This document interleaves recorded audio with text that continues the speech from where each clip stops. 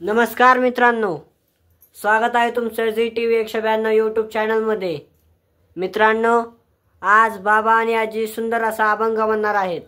अभंग आवडल्यास आपल्या यूट्यूब चॅनलला लाईक करा, शेअर करा आणि सबस्क्राइब करा। तर चला आपण अभंगाला सुरुवात करूया।